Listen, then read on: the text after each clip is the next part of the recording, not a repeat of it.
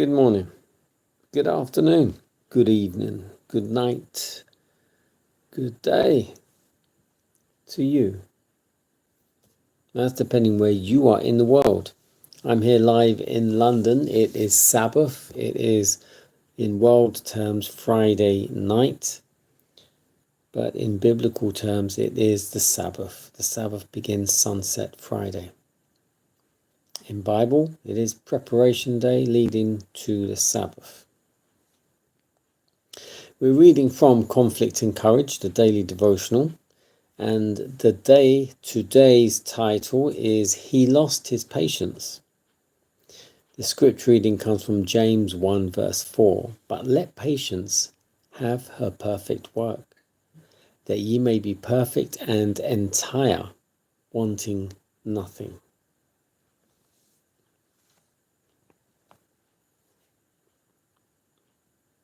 Notwithstanding the fact that Moses was the meekest man that lived upon the earth, on one occasion he drew the displeasure of God upon himself. The undeserved reproaches of the people which fell upon him led him for a moment to forget that their murmuring was not against him, but against God.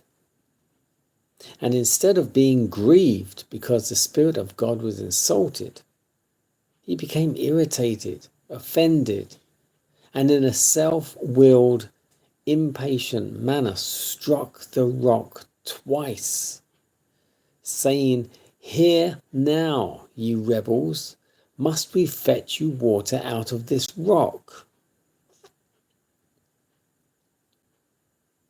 Moses revealed great weakness before the people. He showed a marked lack of self-control, a spirit similar to that possessed by the murmurers. He should have been an example of forbearance and patience before that multitude, who were ready to excuse their failures, dissatisfactions, and unreasonable murmurings on account of this exhibition of wrong on his part. The greatest sin consisted in assuming to take the place of God. The position of honor that Moses had heretofore occupied did not lessen his guilt, but greatly magnified it. Here was a man hitherto blameless, now fallen. Many in a similar position would reason that their sin would be overlooked because of their long life of unwavering fidelity. But no, it was a more serious matter for a man who had been honored of God to show weakness of character in the exhibition of passion than if he had occupied a less responsible position. Moses was a representative of the Christ, but how sadly was the figure marred. Moses had sinned. His fidelity could not atone for the present sin. Moses and Aaron must die without entering Canaan, subjected to the same punishment that fell upon those in a more lowly position. They bowed in submission, though with anguish of heart that was inexpressible. But their love for and confidence in God was unshaken. But how few realized the sinfulness of sin.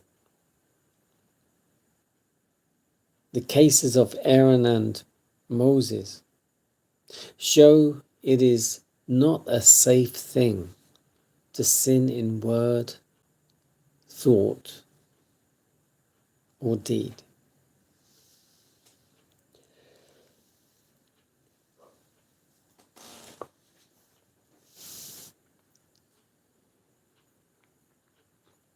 Moses was considered the most meek man, or the meekest man to have lived.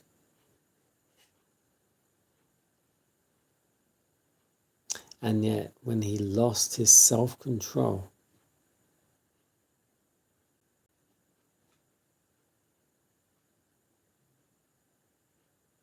he sinned. An inexcusable sin. And his place in the promised land of Canaan was taken away from him.